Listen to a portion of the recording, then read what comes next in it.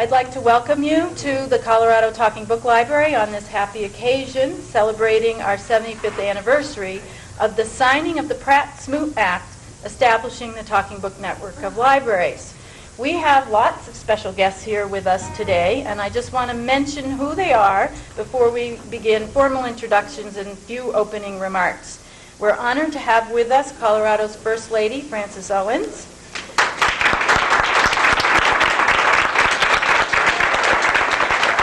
Standing next to her is Peggy Littleton, representing the State Board of Education and represents the 5th Congressional District in Colorado.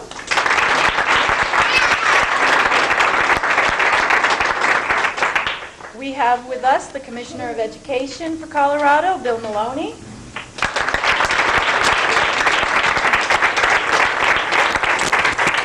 And Jean Hainer is the Director of the State Library.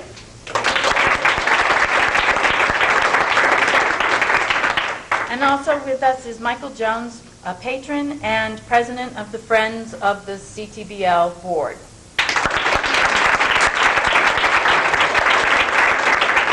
Also with us this morning is the preschool class from the Anchor Center of the Blind in Denver. Thank you for coming. And we have the transition class, I believe that's correct, of the, and others, right, from the Colorado School for the Blind in Colorado Springs, and their principal, Lou Tutt.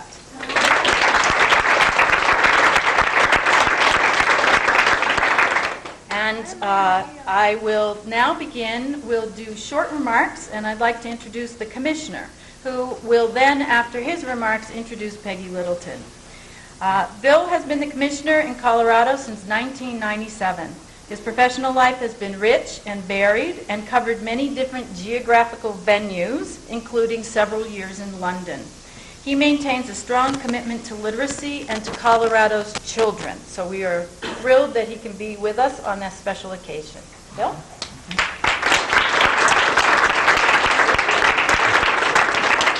Thank you very much. I just have such a good feeling looking out at this audience, and I feel so honored and privileged to be here today. 75 years is a long time. Long ago, when I was studying history, something very important that happened in 1931 was something called the Smoot-Hawley Tariff, a law that was, supposedly not a good thing. I guess Senator Smoot also participated in what leads us to that occasion today, with someone named Pratt rather than Hawley. History moves in strange ways. The Athletics won the World Series that year, and there ends what I know about 1931. But I know a lot about the Talking Book Library and what you represent. Those of you who provide services and those of you, let's say, who receive services, is something that I think every Coloradan can take the greatest pride in. There are some people who sometimes wonder if government is good for our health and so forth. And to be honest, there are times, and that includes departments of education, when we're not perfectly, on point.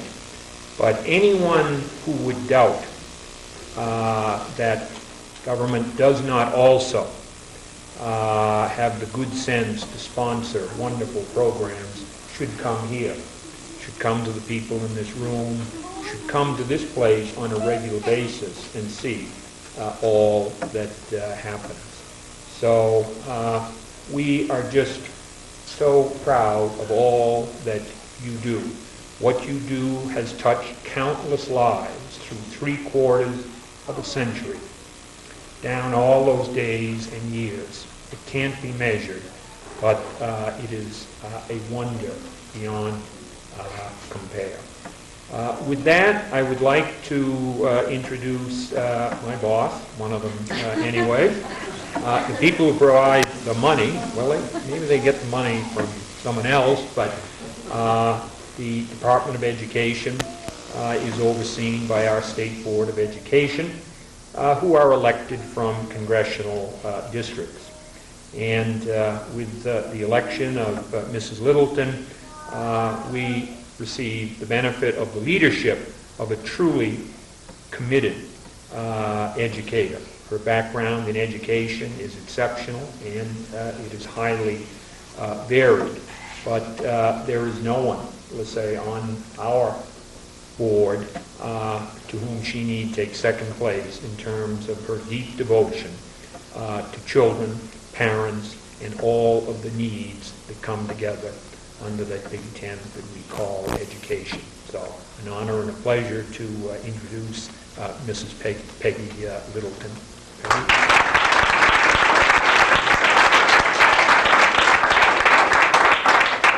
Thank you, Commissioner. It is truly my honor to represent the Colorado State Board of Education in congratulating the Colorado Talking Book Library on its 75 years of service to people with print disabilities. The Talking Book Library, as I have been learning and have been studying over the last few weeks, provides free reading materials to more than 11,000 print-disabled adults and students throughout the state who need and rely on the materials that it provides.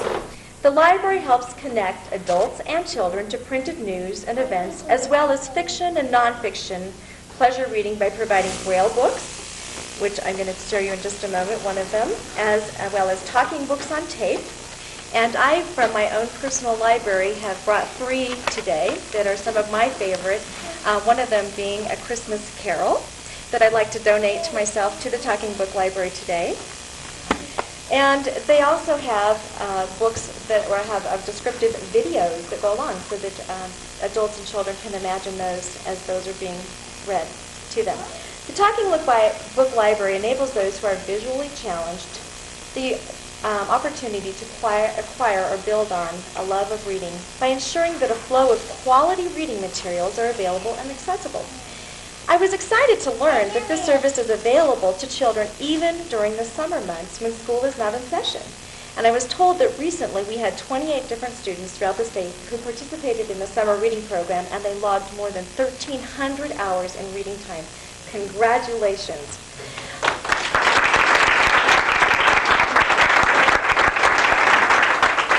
All materials that the Colorado Talking Book Library offers to students and adults is mailed to clients postage-free, along with the necessary equipment that has been specially made for listening.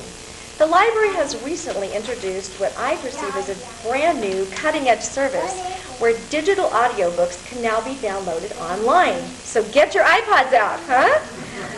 This new technology offers the Colorado Talking Book Library to be even more efficient and more effective, and ensures that everyone who qualifies for this service statewide has access to excellently written literacy materials. Reading material that is provided from the Colorado Talking Book Library is selected from national collections and even includes popular interest books and magazines. And none of this service, we know, would happen without the tireless work of the staff, the countless hours of work by dedicated volunteers, and from the support of the Friends and the backing of the Colorado Department of Education and the State Library. And we are thankful for all of their efforts. I picked a book up on my tour this morning that I was so excited to see because it not only has the pictures in it for a child who happens to be not visually impaired, but maybe a parent who is, to see, and then also on each one of the pages, and you probably are all more familiar with this than I, but are the Braille overlays so that it can be read by a student or a parent, and both of them can have the full comprehension. And I was really excited to see this because I am an advocate, as Commissioner said, for literacy and for reading and for expanding our knowledge and our breadth of this world.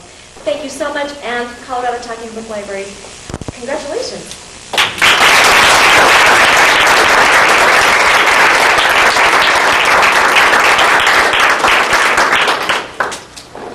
Thank you, Bill, and thank you, Peggy. I would like to now introduce Gene Hayner, who is the director of the State Library, and he's been that for almost a year. Most recently, he was Library Development Director and has extensive experience in school library and music education fields. Gene?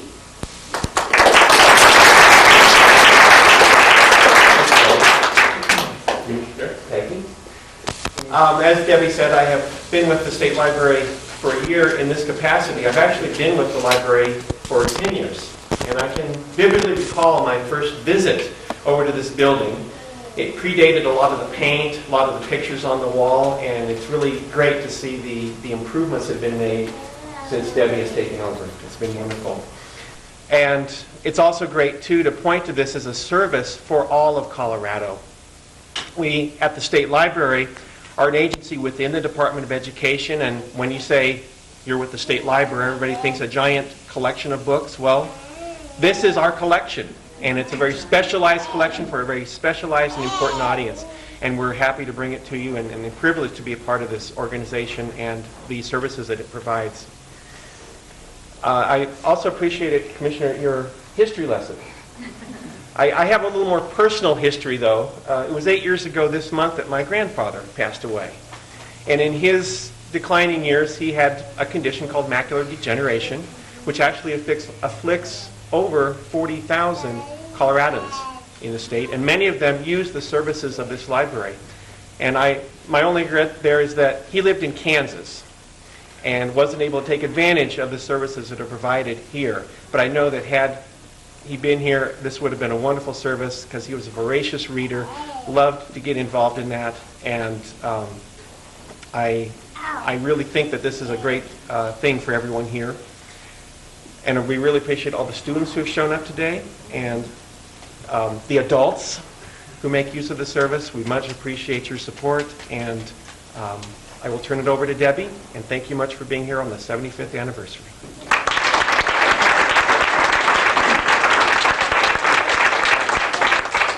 Thank you, Jean. Michael Jones is a patron, and he is also president of the Friends of CTBL. This is the opportunity to say thank you to the Friends for their ongoing financial support that they provide to the programming that goes on in the library. Michael would like to say a few words. Michael?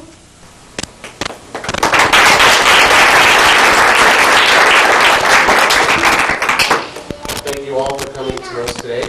It is my privilege to serve as the president of the Friends, and it's been my pleasure, and well, it's always a pleasure to read all these books that are here. It's been amazing. I can't tell you how many I've read, of course, because there's just a lot, but without it, I know personally, and I know that many, many people, their lives would be drastically different if it weren't for this service and the services across this country in all 50 states that allow folks to have books to listen to. It is our pleasure as the Friends Board to provide funding for the large print collection and also to help the library with any other financial needs that it has. Oh yes, and Debbie just reminded me that we are supporting the unabridged service, which was referred to as being able to download books, which I personally love. So it's one of those things where you can get that book immediately. There's no mail anymore, so that's the next step. And in the very near future now, as some of you may have heard, the National Library Service is making a change to new players, and so we have very exciting things coming our way, and I look forward to seeing those. Thank you once again for coming, and enjoy your day.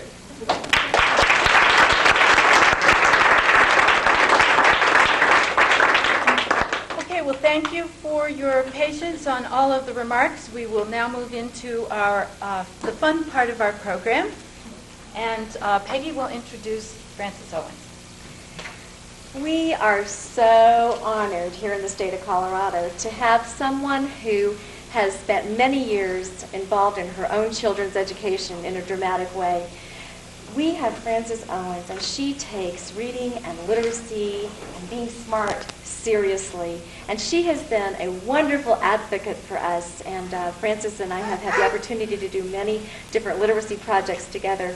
And we are honored today to present to you, my good friend and your First Lady for the state of Colorado, Frances Owens.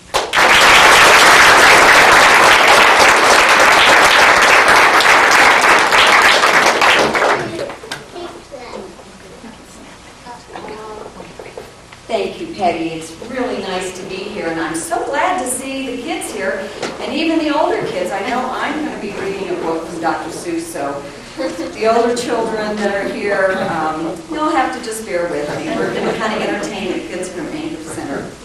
But I have to say, it's kind of, well, first of all, I've never been referred to as the fun part of the program, Debbie, so that has to be a new one. I don't know how fun I'll be, but thank you. But it's kind of a dual fold that I'm here. In my capacity as First Lady, I do a lot with literacy. I feel that it's critically important, and it's an issue that we are faced with all the time. I also love working with the children. I've been to school in Colorado Springs, wonderful facility, and I've been to Anchor Center, and I've done many things with the kids from Anchor Center. So in that respect, I feel very lucky to be a part of this. On a personal note, though, my brother is also blind, and he has used talking books not for 75 years, but for his good. Well, when I talked to him, he said at least since first grade. And when we were talking about it, I even remember, and I don't know if any of you remember the cases that they used to be in, not the plastic cases, that they were in like a cardboard box. And I totally forgot about that until Reg mentioned it. And we used to strap them with like bindings and mail them back. And last summer when I was home, usually every time I go home to Texas, we are mailing back the little green boxes all the time, flipping the cards and mailing it back for him just to make it easier for him. So I know on a personal level, Talking Books has been an amazing facility and a wonderful opportunity for visually impaired patrons to be able to use. And so I thank you for that. It just serves a phenomenal purpose for the people here in Colorado and around the United States. And I also would like to, I know people sitting out in the lobby, I'd like to thank the volunteers, because I know something like this does not come about. I mean, the staff, thank you, but the volunteers that come in and do the mailings and help with that, thank you so much, because you are really serving an amazing purpose for people here in Colorado. So thank you. Can we do a round of applause?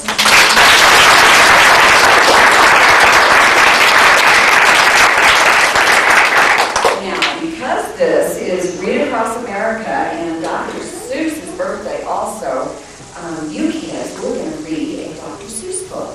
So the adults, just bear with me. Okay, this is called, it's Dr. Seuss, One Fish, Two Fish, Red Fish, Blue Fish. Have you guys ever heard that one before? I see some adult laughing over here. I think you guys have.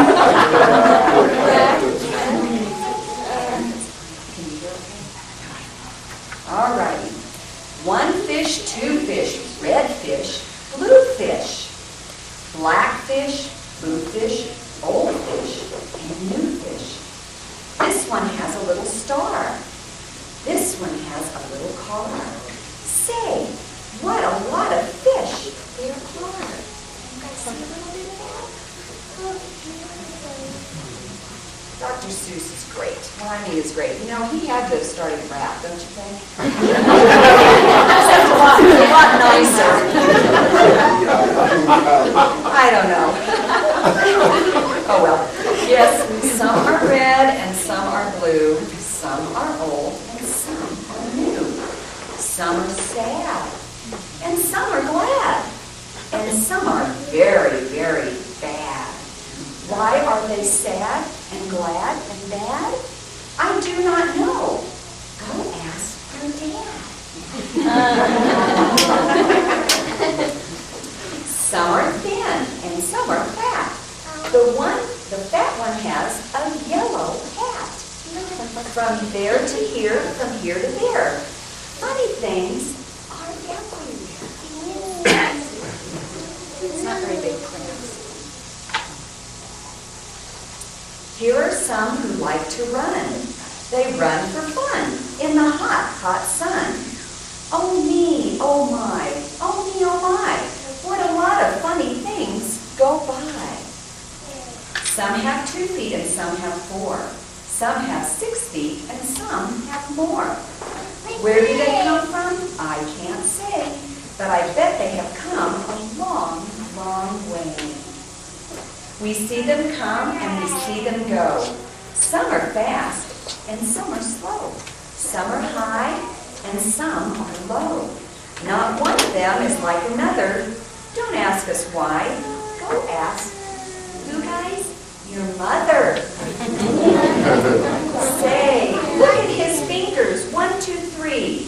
How many fingers do I see? 1, 2, 3, 4, 5, 6, 7, 8, 9, 10. Oh my gosh, he has 11. 11? This is something new. I wish I had 11 too. Bump, bump, bump. Did you hear the whump? We have a whump. That is, with just one hump. We haven't. But we know a man called Mr. Gump. Mr. Gump has 7 hump whump. What a goodies. So if you like to go bump, bump, just jump on the hump of the whump gump. That was a little weird. Who am I? My name is Ned. I do not like my little bed. This is no go. This is not right. My feet stick out of bed at night. And when I pull them in, oh dear, my head sticks out of the bed up here. Yeah. Yeah. There's actually a hole in the bed that it's taken out. I think you said it right. We like our bike. It is made for 3. Our Mike sits on the back. You see, so they've got a tandem with another guy on the back. We like our Mike, and this is why. Mike does all the work when the hills get high. Well, I have to interject here. I used to do that too. When my brother and I would ride the tandem, I usually stuck my feet out and I made bridge. He never knew that. And therefore, he has grown up very strong. He has very strong legs. So you guys can't tell I shouldn't have done that, but I did. Hello there, Ned. How do you do? Tell me what is new. How are things in your little bed? What is new? Please tell me, Ned. I do not like this bed at all. A lot of things have come to call. A cow, a dog, a cat, a mouse. Oh, what a bed, and oh, what a house. Now her feet are sticking out the bottom, not her head. Oh dear, I cannot hear. Will you please come over here? Will you please look in my ear? There must be something in there, I fear. Say, look, a bird was in your ear, but he is out, so have no fear. Again, your ear can hear, my dear. We'll just do a couple more pages here, because I think we've got some more fun things to do today. My hat is old, my teeth are gold. I have a bird I like to hold. My shoe is off, my foot is cold. My shoe is off, my foot is cold. I have a bird I like to hold. My hat is old and my teeth are gold. Oh my goodness. And now my story is all told. So I think we'll stop there because this is a pretty long book, but I just want to say I just love encouraging reading, and I'm so glad that each of you came today, especially you little ones. Are you going to go back and read this afternoon? I see some yawns already. That's why I'm not going to read anymore. But thank you so much. And Peggy, thank you for sharing that book. I have to admit, I have not seen the Braille and the English, and those are amazing. I wish we had had those growing up for my brother. But again, thank you, Talkie Books, for what you do for so many people in Colorado. And I'm just pleased to be part of the 75th anniversary. Thank you very much.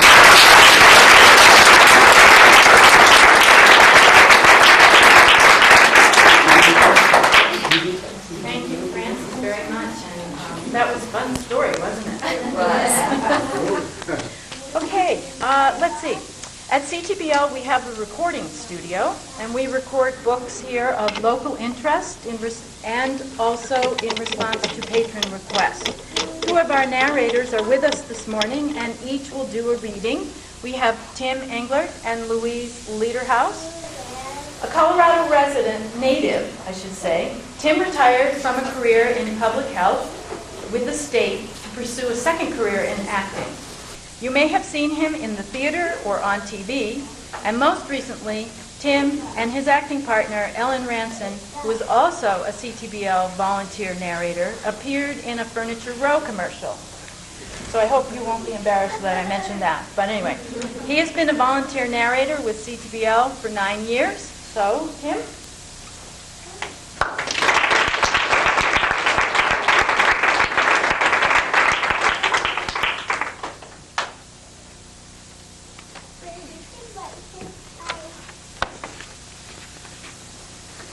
Got to do our warm-ups.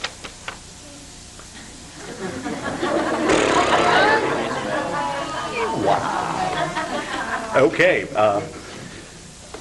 This book that I'm reading from is the Colorado Book, which is a collection of excerpts from books that include stories about Colorado. This particular one is from Little Britches by Ralph Moody. When we lived in East Rochester, Mother used to let Grace and me take the money to pay the grocery bill every Saturday.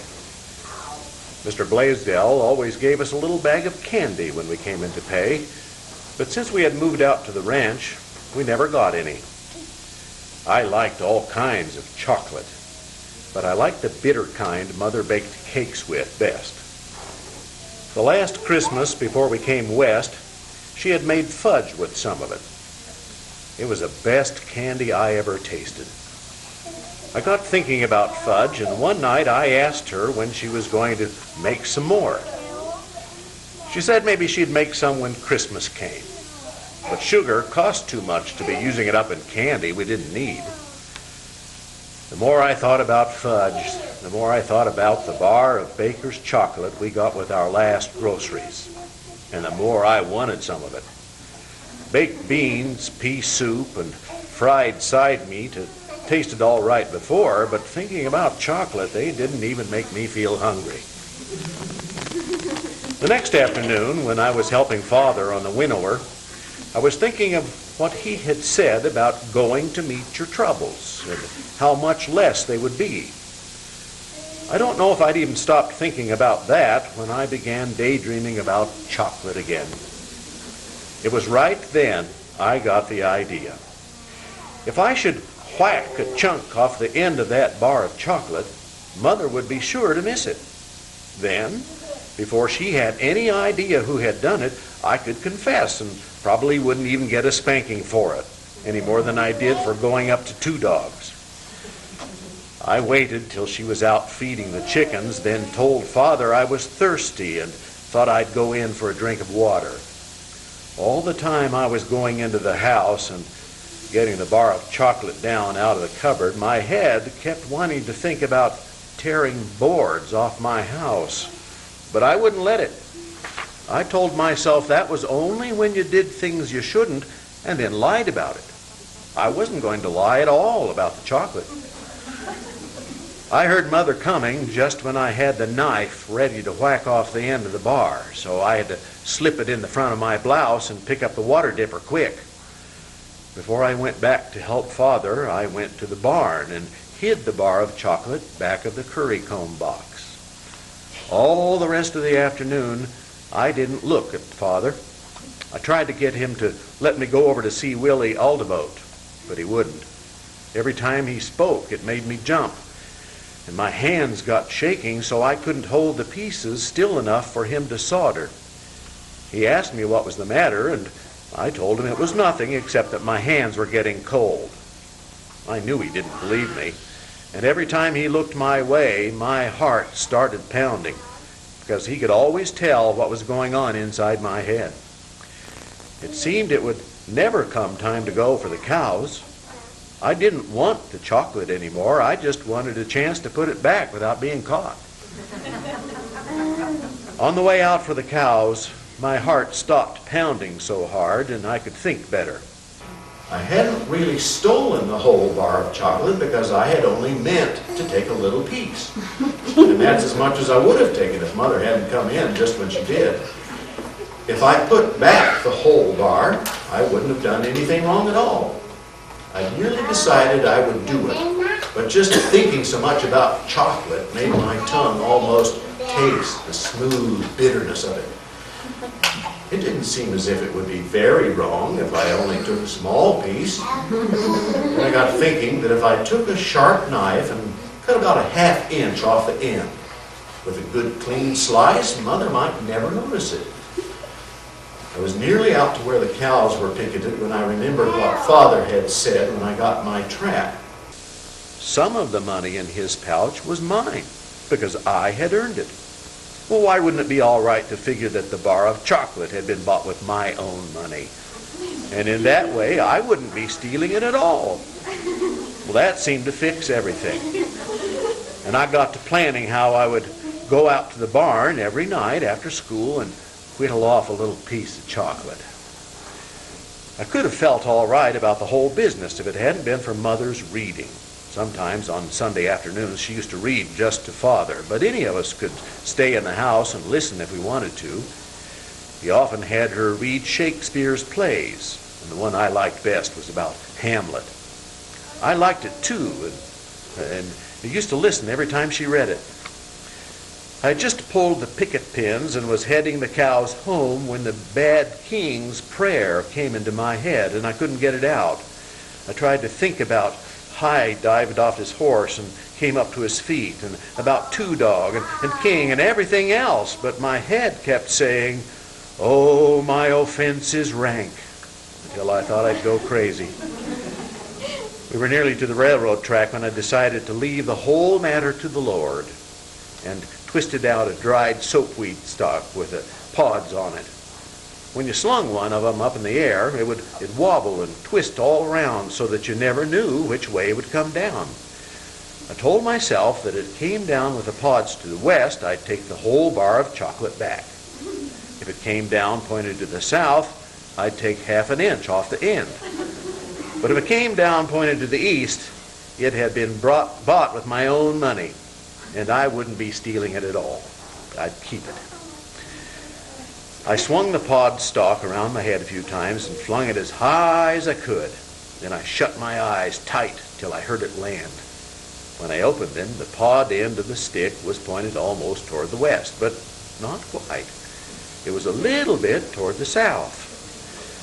There was a bright moon when I went to bed that night, and it was sharp and frosty. I couldn't go to sleep and kept trying to remember how much the pod end of that stalk had really been pointing toward the south. At last, I heard Father put King outside for the night, and a little later, when I peeked under my curtain, I could see that he had blown out the lamp. I pulled my overalls up over my nightgown and took my shoes in my hand. After I was out in the yard, I slipped them on and took the axe from the chalking block. It was good and sharp, and I was sure I could peel off a smooth, thin slice of chocolate with it. It was dark as tar inside the barn, but I felt along the wall for the currycomb box and lifted the chocolate box out from behind it. King had followed me, and I nearly fell over him when I was groping for the door, but it was so light outside you could almost have read a book. I shook the bar out of the box, unwrapped it, and laid it on the lower rail of the corral fence. Just as I was starting to cut it with the axe, Father said, "Son." I couldn't think of anything to say, but I grabbed up the bar of chocolate and shoved it inside the bib of my overalls before I turned around. He picked me up by the shoulder straps, just as if he had picked up a kitten that had wet on the floor, and took me over to the woodpile. I didn't know anybody could spank as hard as he spanked me with that little piece of board. It felt as if my bottom was going to catch fire at every lick. Then he stood me down and asked me if I thought I deserved it. He said it wasn't so much that I took the chocolate as it was the way I took it, and because I tried to hide it when he spoke to me. But it was the next thing he said that hurt me worse than the spanking.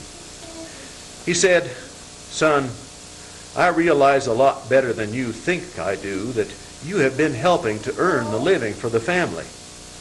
We might say the chocolate was yours in the first place. If you had asked Mother or me for it, you could have had it without question.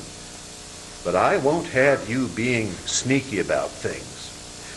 Now, if you'd rather keep your own money separate from the family's so you can buy the things you want, I think it might be a good idea." Well, I never knew till then how much I wanted my money to go in with Father's. Ever since we bought the cows, I had been able to feel I had a part in all the new things we were buying to make ourselves real ranchers, and it looked as though it were all slipping away from me. I had felt I was beginning to be a man, but I guess I was still just a baby, because I hid my face against Father's stomach and begged him to let me put my money in with his. Father hadn't been coughing nearly so much that fall as he used to, but he coughed, and it seemed as if he choked a little before he answered me. He said he didn't want a sneaky partner, but if I could be open and above board, he didn't know a man he'd rather be in business with. Well, I couldn't help crying some more when he told me that, not because my bottom was still burning, but just because I loved him. I told him I'd never be sneaky again, and I'd always ask him before I did things. We walked to the house together. At the bunkhouse door, he shook hands with me and said, "Good night, partner." When I went to sleep, my hand was still hurting, good, from where he squeezed it when we shook hands.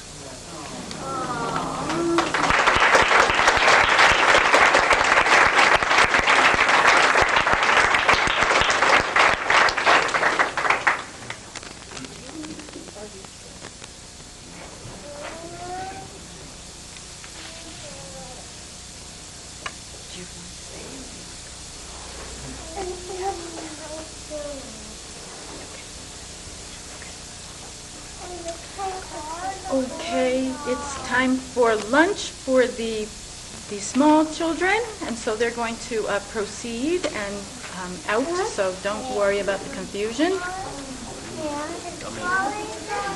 Thank you, Tim, for that reading. That was great.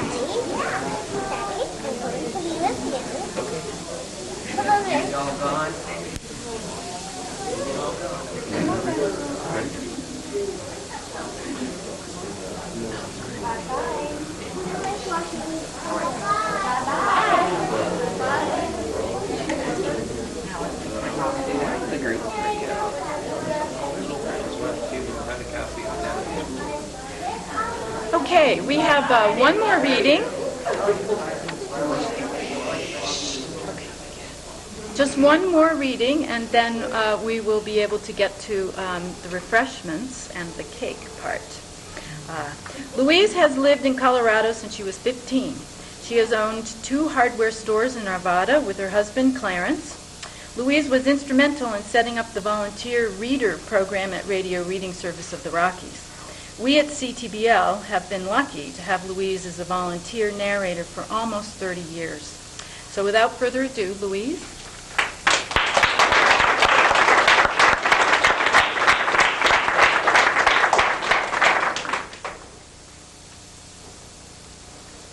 Thank you, Debbie.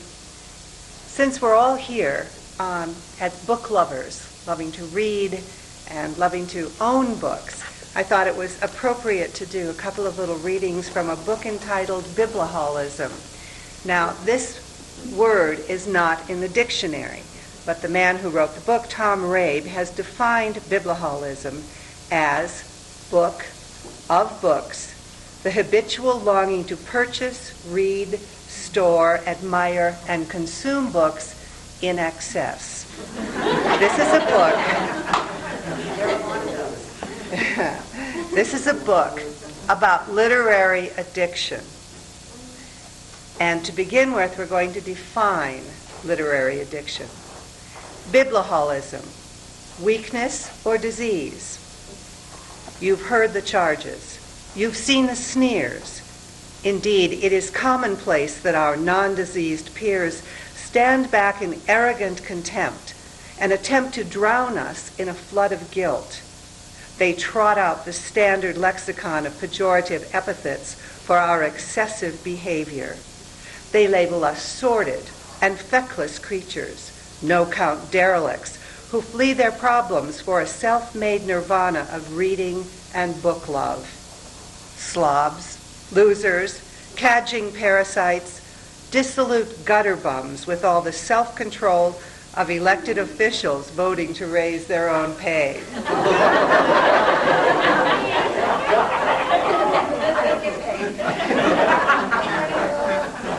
And indeed, in our most candid and ingenuous moments, can we not mount the courage to ask ourselves, what sort of sap becomes addicted to books? They dangle no physical hook like alcohol or heroin. They promise no mind-bending elysium like hallucinogenic drugs. They tempt us with no material rewards like shoplifting or gambling. Why, they don't even taste good. In some ways, we book addicts are like that crank down the block who has 3 million license plates in his garage. And yet, the moral weakness explanation seems too easy, for there seem to be those among us who become so infatuated with books from our very first encounter, so compelled, so driven, so obsessed, that we clearly have no control over our buying. Is it we who are buying those books, or is it something inside of us crying, "Give me books, I need books"? It is a question that drives to the very heart of wellness and self-image. How easy it is to lambaste the profligate bookaholic who sits in manic and mindless glee among 25,000 volumes while loved ones go without food. And yet, does such an attitude help the maniac? Does it propel him or her down the path toward recovery? Obviously, it is compassion that is needed, not fulmination. The truth is, we do not become biblioholic. We are born biblioholic. We are out and out crazy in a clinical sense. This is the only loving way to approach it. Plus, it is in full concordance with the zeitgeist. It explains why some seem so inexorably drawn to biblioholism from their very first positive experience with books. It allows biblioholics to relieve the debilitating false guilt that is laid upon them by offering a biological explanation for what otherwise would be categorized as a moral failure.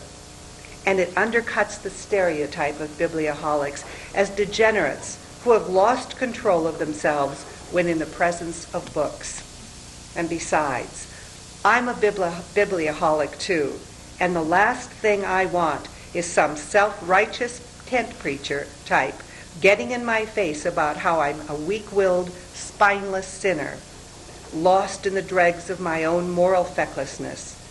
The case for biblioholism is an inbred inherited disease bodes well for us biblioholics. It gets us off the hook. Unfortunately, there is a problem in it, and that is we can't prove a doggone thing. No one can get right down to the nitty-gritty and finger this chromosome or that DNA molecule as the villain. We can put men on the moon and microwave ovens in every kitchen, but when it comes to proffering scientific evidence to disable the emasculating incubus of guilt that hangs ominous and foreboding over our heads, the scientific community catches the first plane south. Why? It has even yet to address the problem. Oh, sure, there is some circumstantial evidence, feeble though it be, that biblioholism is genetically transmitted. While history records no babies emerging from the womb with books in their hands, some youngsters have demonstrated biblioholic traits at a startlingly early age. Jonathan Swift could read any chapter in the Bible before he was 3. Henry Bradshaw, at the age of 3 or 4, had a library of 500 books that included not the works of some early-day Dr. Seuss or Big Bird's Big Book, but the Odes of Horace and other estimable tomes. The first word Edmund Goss said was not dada or mama, but book. Frederick Myers, at age 6, read Virgil in the Latin, albeit with the help of an interlinear translation. Indeed, while it would seem that such precocity is genetic and that book madness may be inherited, we have in our society a wealth of skeptics who maintain that all this evidence proves is that there were some very smart little kids. We cannot afford such Neanderthalian benighted-ness, and our society cannot afford it. We biblioholics will never get healed if we have to come to grips with the prospect that it's our fault that we're out of control book fiends. We need a full-fronted, no-holds-barred scientific inquiry into the origins of the disease. We need action, research, government grants. We need a book by Melody Beatty. On behalf of the entire biblioholic community, I exhort scientists everywhere. I adjure them. I fall on my knees in importunate supplication. Find something. Don't let it be our fault.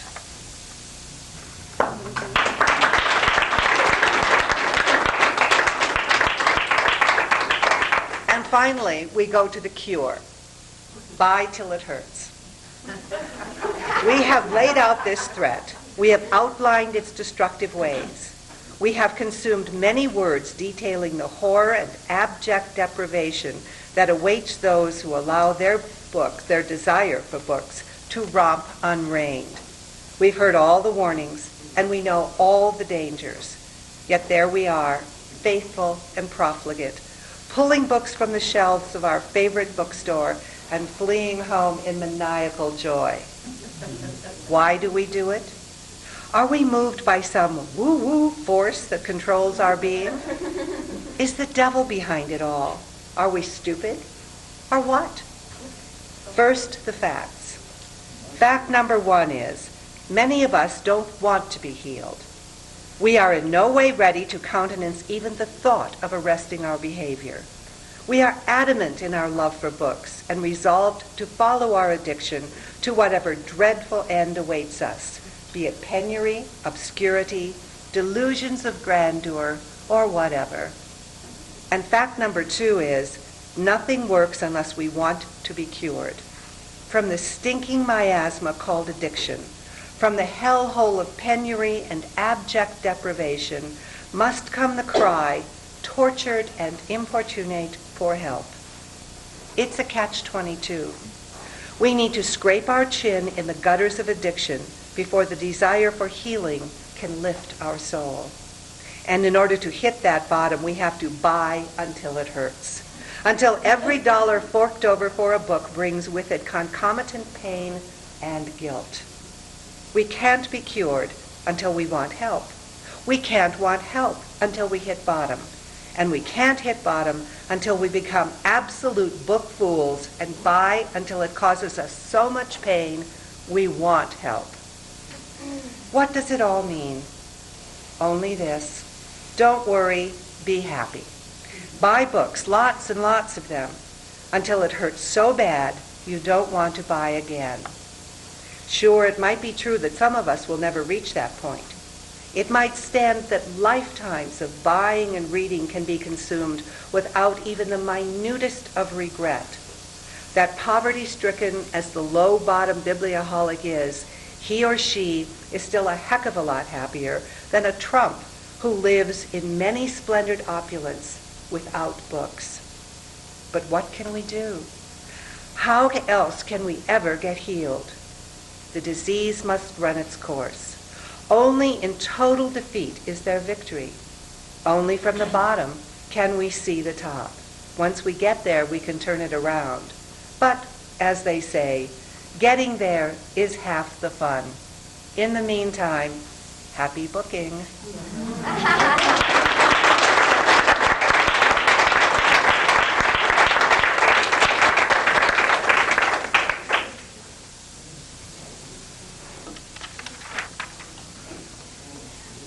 Thank you, Louise. All right, thanks, everybody. Thank you very much for speaking and being with us today, Bill and Peggy and Francis and Jean and Michael and Louise and Tim, and all of our visitors. I just wanted to mention that in this program we have 3 critical components. I'm going to echo what Peggy said this morning. We have a dedicated staff, approximately 150 dedicated volunteers, and a vital friends group. Without any one of these pieces, we could not successfully serve our patrons. So I want to really thank our volunteers, our friends, our staff, and everybody of being good stewards of the program and ensuring that we will have future years of service to our patrons.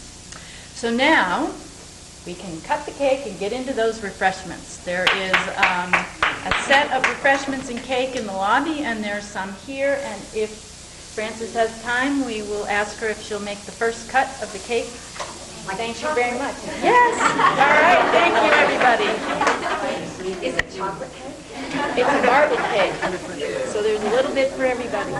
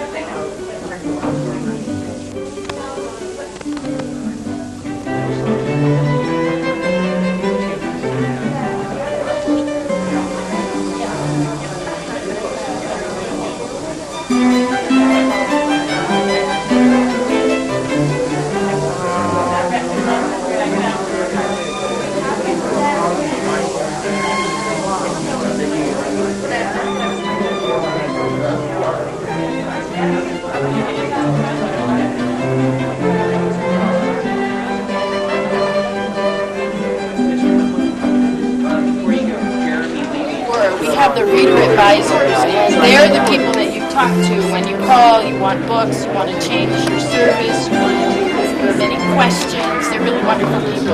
You can walk in and meet with somebody, or you can call. So that's what goes on down there. And then around the corner here, there's our recording studio. And probably it's crowded down there, so what I'll let you do is kind of walk down there, take a peek, and you can look in there. I'm not sure, so we've got some kids coming out, so you can kind of look and see, and when we go through the building, if you want to actually sit in the booth, you can kind of come.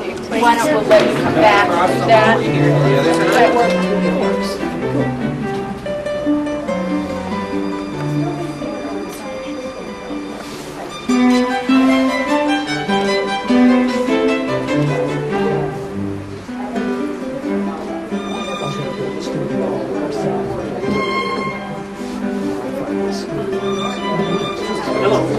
Can you hear me, Dylan? Oh, I see. Sure. We were going to do some. They're with like our group here, so that's why they're kind of trying to stay together. Finished. So, but I did want to show that what it was. So, it's just black. This is the mailroom part, actually. And they're rewinding all the books that came in and the books that went out. We pulled the cards on this morning. So, other than that, pretty much here the rewinding. We have different sizes, different small ones. Just click it on it, automatically rewinds. In fact, I'll give you a demonstration. Just put it on there and there it goes.